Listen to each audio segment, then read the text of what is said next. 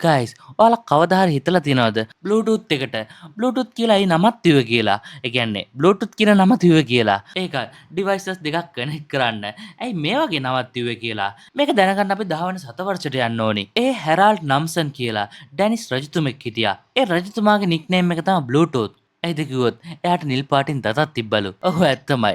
Accident එකක් වෙලා එයාගේ දත නිල් පාට වුණාලු. ඉතින් එදායින් පස්සේ මේ මිනිස්සු රජතුමාව නිකන් හොරතලයට වගේ Bluetooth කියලාලු කිව්වේ. හැබැයි එයා ඒකට විතරක් නෙවෙයි ෆේමස් වුනේ. එයා ලොකු වැඩක් කරලා තියෙනවා. ඒක ඩෙන්මාර්ක් රාජ්‍යයි නෝර්වේ රාජ්‍යයි එකට එකතු කරලා තියෙනවා. ඒ කිව්වේ එකට කනෙක්ෂන් එකක් දීලා තියෙනවා කියලා වගේ.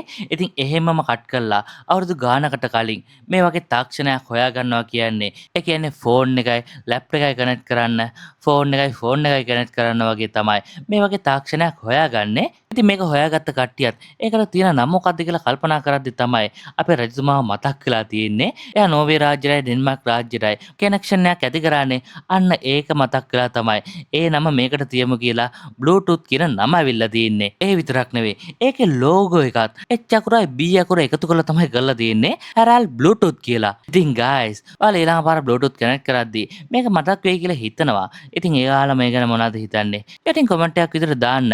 ඒ වගේම Wi-Fi කතාවත් ඕන්න. Wi-Fi නම කොහොමද හැදුනේ කියලාත් අහන්න ඕන්න. යටින් කමෙන්ට් එකක් දාන්න Wi-Fi කියලා. Thank you.